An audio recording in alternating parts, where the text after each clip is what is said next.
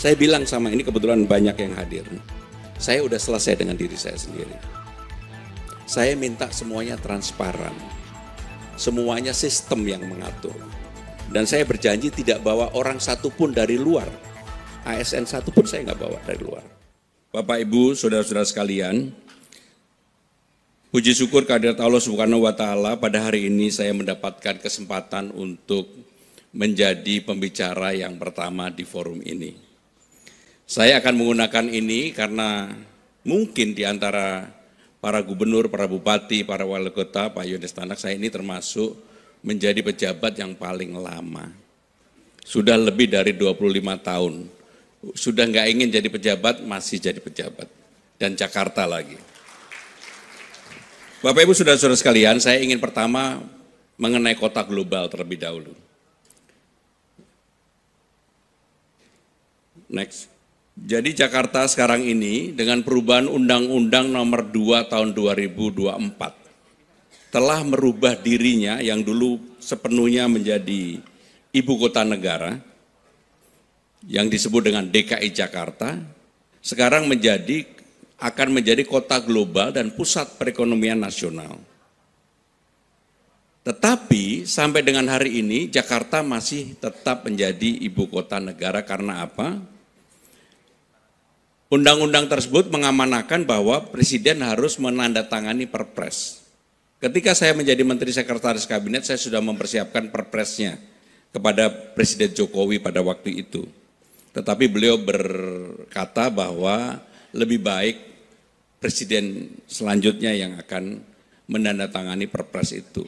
Maka inilah yang kita carry over kepada pemerintahan berikutnya.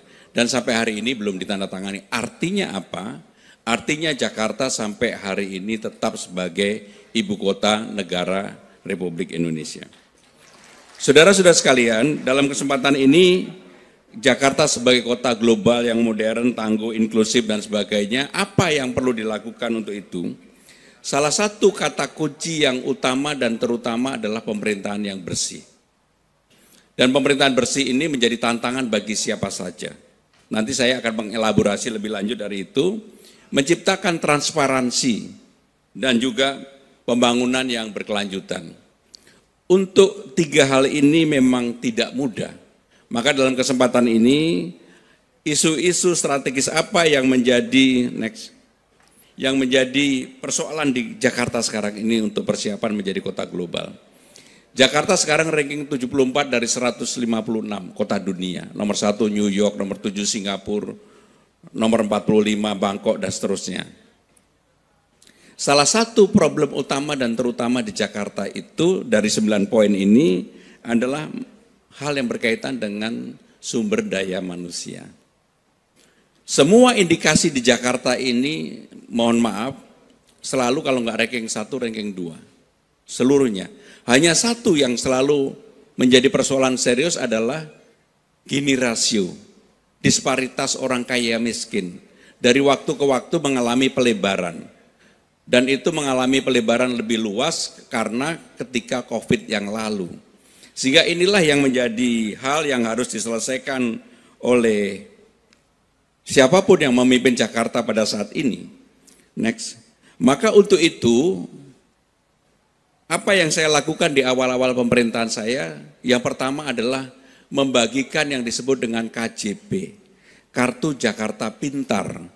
Jumlahnya 707.622 siswa, setara dengan 1,6 triliun. Setiap bulan siswa di Jakarta dari SD, SMP, ada yang SMA juga, mendapatkan antara 300 sampai dengan 400 ribu rupiah. Kenapa ini menjadi prioritas di awal? Karena untuk memutus garis ketidakberuntungan tadi, Pak Tanak, maka harus ada keberpihakan bagi warga yang tidak mampu. Dan kami lakukan. Sehingga dengan demikian praktis sekarang ini persoalan anak bersekolah di Jakarta bukan lagi menjadi persoalan yang terlalu serius. Karena hampir separuh lebih anak Jakarta, kalau keluarga tidak mampu pasti dapat. Mereka sudah mendapatkan itu. Kemudian kami juga membuat yang disebut dengan Kartu Jakarta Mahasiswa Unggul, KJMU, untuk 16.979. Apa itu KJMU? Kalau dulu orang diberikan beasiswa hanya dengan S1, maka dalam era saya bilang nggak bisa. Harus diberikan kesempatan S2 dan S3. Saya meyakini kalau ada keluarga yang tidak mampu anaknya bisa sampai dengan S3, inilah garis ketidakberuntungan itu bisa dipotong. Maka kemudian untuk KJMU sampai dengan S3. Dan kami juga sebagai informasi ternyata di Jakarta yang terlihat gemerlap kota-kotanya yang bangunan yang tinggi-tinggi dan sebagainya, ada 6.652 siswa yang tidak bisa ngambil ijazahnya. Maka kami mengadakan program pemutihan ijazah kepada 6.652 dan saya yakin masih ada. Dan untuk ini kami bekerja sama dengan Basnas. Sehingga dengan demikian betul-betul untuk siswa atau keluarga yang tidak mampu di Jakarta mendapatkan perhatian dari pemerintah sepenuhnya. Termasuk bagi warga-warga yang termarginalkan seperti contoh Kampung Bayam. Sekarang ini alhamdulillah sudah bisa terselesaikan. Bapak Ibu Saudara-saudara sekalian, apa yang kemudian menjadi isu di Jakarta saat ini adalah masalah unemployment. Sebenarnya orang pengangguran di Jakarta mengalami penurunan. Tetapi kemarin sebelum Lebaran, orang yang pulang Lebaran itu turun hampir 25%, Idul Fitri. Tetapi yang kembali naiknya tinggi sekali. Kenapa itu terjadi? Karena memang orang masih menganggap bahwa Jakarta itu adalah harapan orang untuk mengubah nasibnya. Dan untuk itu saya mengatakan kami tidak akan melakukan operasi justisia. Kami lebih mengadakan pendekatan orang yang datang yang dengan kapasitas, kemampuan dan sebagainya, kita berikan job training dan sebagainya. Sehingga dengan demikian program pemberian latihan kerja ada di setiap kecamatan dan di setiap tempat orang untuk, dan kami sengaja tidak umumkan, sebab kalau diumumkan kasus di Bekasi, orang sampai ribuan mengantri dan kami punya pengalaman untuk itu. Untuk PPSU, pasukan Orange, tahun ini menerima 1.100. Begitu dibuka, sehari yang daftar lebih dari 7.000. 3 hari sudah 21.000 lebih. Saya bilang stop. Karena ini bisa membuat persoalan. Maka kemudian sistem yang dirubah, dan dulu PPSU itu syaratnya ijazah SLTA, sekarang syaratnya Pak Tanak, ijazah SD pun kami berikan, perbolehkan. Yang penting bisa baca tulis. Karena kebanyakan orang yang datang ke Jakarta yang jadi problem utama itu adalah mereka rata-rata tidak punya ijazah. Tapi mereka punya skill untuk mau bekerja keras. Maka itulah yang kemudian kami tangani. Maka dengan itu kami juga melakukan berbagai temuan dan sebagainya. Kenapa saya ceritakan ini? Mudah-mudahan ini menjadikan hal yang bisa kita pikirkan bersama-sama. Saudara-saudara sekalian, apa sih yang menjadi next? Menjadi persoalan utama di Jakarta? Persoalannya banjir, macet, sampah, kemudian ketahanan pangan. Itu yang persoalan utama. Contoh kemarin ketika banjir saya mengalami, Pak Andrasoni juga mengalami, saya yakin para gubernur juga mengalami. Ketika di Jakarta banjir 3-4 hari yang lalu, belum pernah terjadi banjirnya itu bersamaan. Curah hujan di Jakartanya tinggi, walaupun 150, kiriman dari atasnya tinggi, air lautnya sedang naik. Maka di belakang Pak Tanak ini para wali kota saya sampai jam 1, jam 2, 1 saya hubungin. Saya monitor sendiri, apakah pompanya sudah dijalankan. Memang nggak bisa penanganan itu tidak detail untuk Jakarta. Alhamdulillah besoknya Jakarta praktis, ya karena mohon maaf Pak Andrasoni, infrastrukturnya sudah siap, pompanya hampir 1.000 lebih, 600 yang stasioner, 600 lagi ada yang mobile, sehingga bisa tertangani. Saya membayangkan di daerah-daerah lain, dan saya sudah sampaikan juga ke Pak Andrasoni, ke Wali Kota Bekasi, kalau memang kemudian teman-teman di Banten maupun Tangerang membutuhkan, tentunya kami siap untuk membantu untuk itu. Jadi persoalan utama adalah hal-hal yang berkaitan dengan banjir, kemacetan.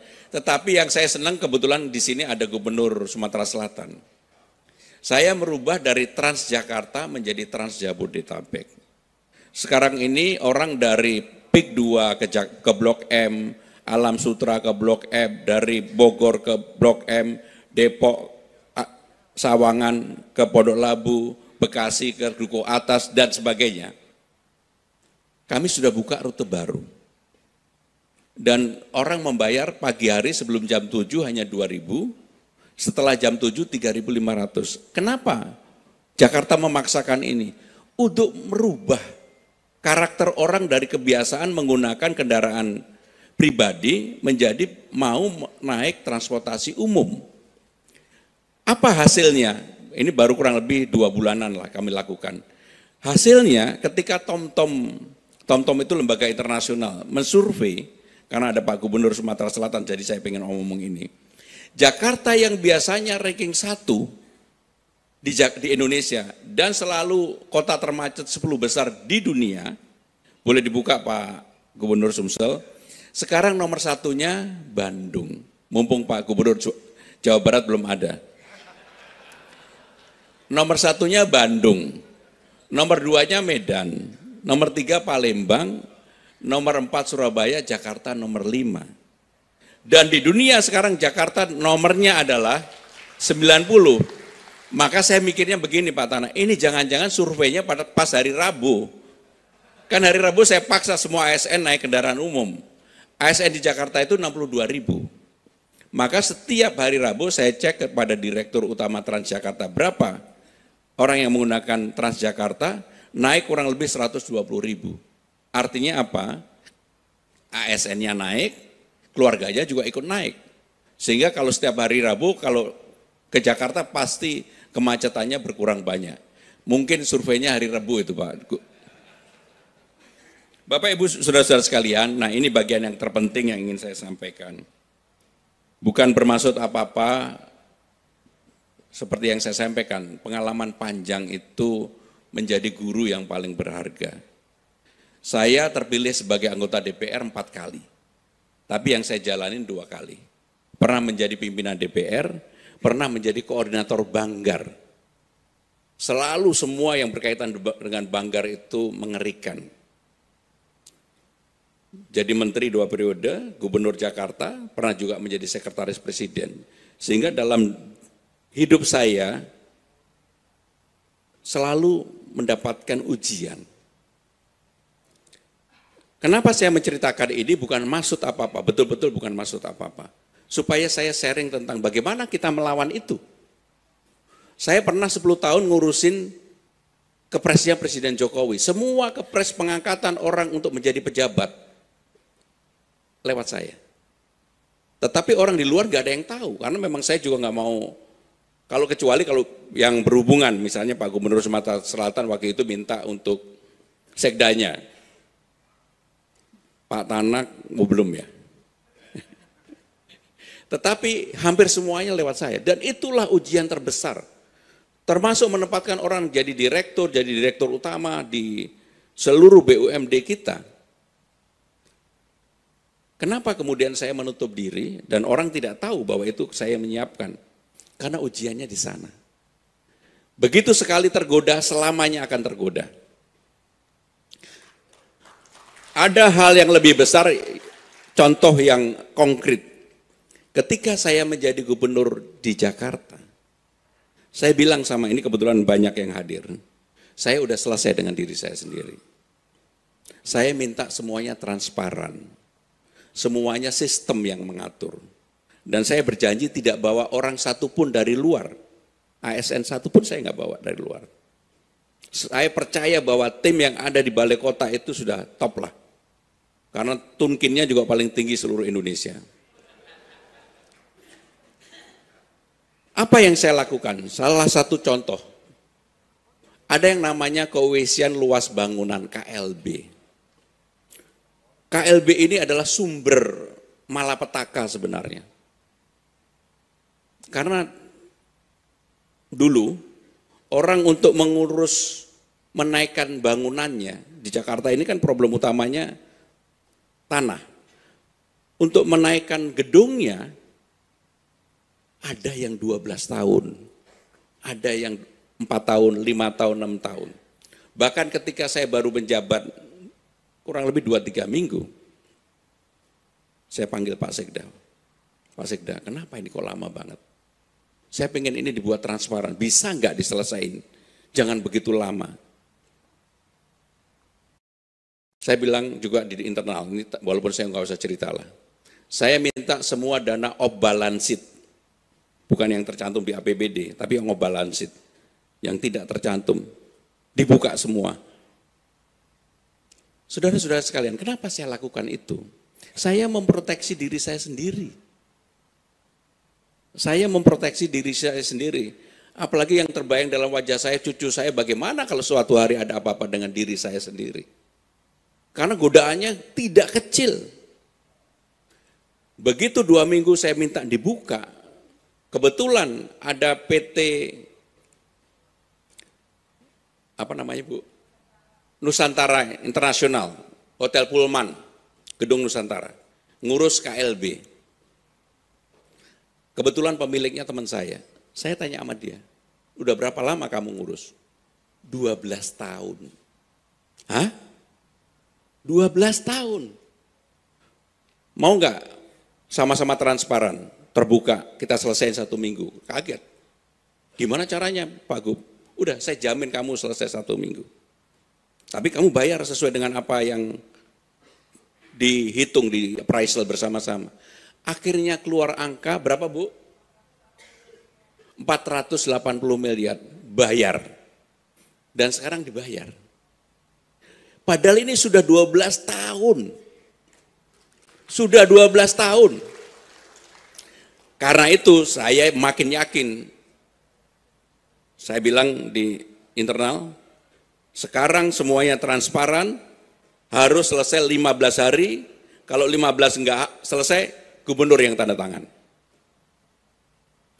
Selesai. Kemarin udah diketok 15 hari. Bapak-bapak, ibu sekalian boleh tanya staf saya yang ada di belakang. Jadi untuk itu kenapa saya cerita ini bukan maksud apa-apa. Kita harus memproteksi diri kita sendiri dengan sistem. Jakarta ini anggarannya 91 triliun, 91,2. Tahun depan ini menjadi 94 triliun. Pasti semua orang ngiler. Pastilah. Maka saya harus memprotek diri saya sendiri dan untuk itu saya lakukan itu.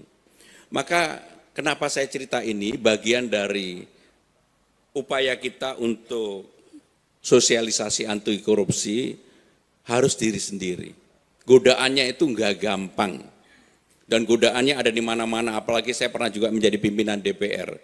Jadi Bapak Ibu saudara-saudara sekalian, saya tidak ingin perpanjang lagi.